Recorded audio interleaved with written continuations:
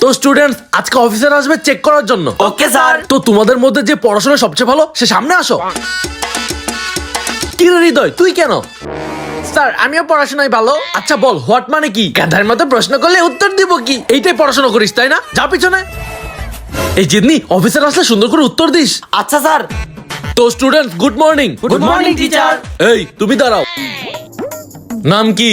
জিদনি, class 9 এ পড়ি। প্রিয় subject? বাইগান।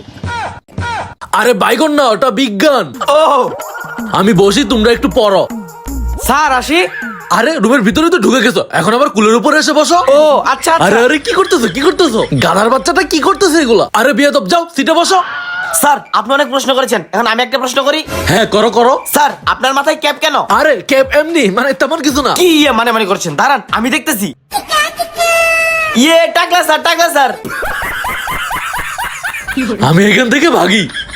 এই পাজির বাচ্চাগুলো চুপ থাক।